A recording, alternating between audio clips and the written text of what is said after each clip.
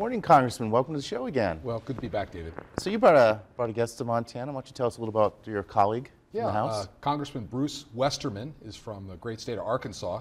And what's really interesting is Bruce, prior to coming to Congress, was a forester. And few things could be more important to Montana right now than coming off this fire season. So Bruce is the author of the Resilient Federal Forest Act, which I've co-sponsored and will be on the floor of the House this week. So what are you gentlemen doing here in Montana? So what are you going to be doing while you're here visiting us in our fair state?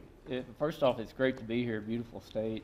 And Greg's got a lot of meetings set up. We're going to go out and look at some projects on the Forest Service, look at some of the damage on the ground that's been caused by some of these fires, and really get a chance just to listen to people and have some dialogue and feedback on what's happening out here where these fires have been burning and causing all this devastation. So I'm glad I've got a chance to be here and get to see some of the forestry on the ground out here in Montana.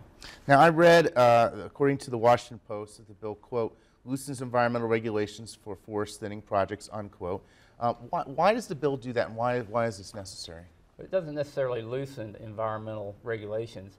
If you look at the process, you have to do NEPA as part of a forest management plan. We're just saying that when you have a catastrophic event like a wildfire, that you can go in and do work immediately and not have to do the environmental assessment or environmental impact statement review after you've done the management plan. But you've still got to have management plans in place, and you've got people who are trained foresters that are doing this work. You know, we've loved our trees to death, and what's happening right now is not working. So we want to try doing management. I think anybody that lives out here that's been following it on the news has seen the devastation of 8.8 million acres of federal land's gone up in flames this year. That number continues to grow, and there's a better way to do it. And when we do that, we get healthy forest, which means we get clean air, clean water, better wildlife habitat, better recreational opportunities. Everybody wins when we have healthy forest, and that's what we're really striving for. And David, I would just add that the problem today is we should be managing our forests, but we have a litigation problem. And that's what this bill addresses. It really just puts some common sense sideboards on it so we can get back in the woods and have healthier forests again. You know, I've heard a lot, both you and Senator Daines have talked about the litigation problem on, suggesting that's why we're having such issue with the forest fires. But don't we also need to deal with carbon emissions? It just came out this morning, the World Meteorological Organization said, look, our emissions are 50% higher than the average over the last 10 years, so what are we going to do about that? Well, I'm glad you raised that point, because if we were back managing our forest, when you take a piece of fuel out of the forest, and fuel only comes out of the forest in one of two ways. Either we harvest it or we burn it. Mm-hmm. When we burn it, the carbon goes in the atmosphere.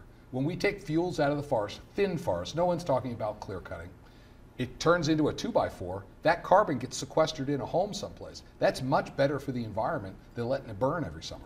In 2015, there was nearly 100 million tons of carbon released in forest fires in the United States. The key to reducing carbon in the atmosphere is to grow more healthy forests. It's photosynthesis. The trees take carbon dioxide out of the air, release oxygen back in the air, and they store the carbon in the plants. So forests are the answer to reducing carbon in the air.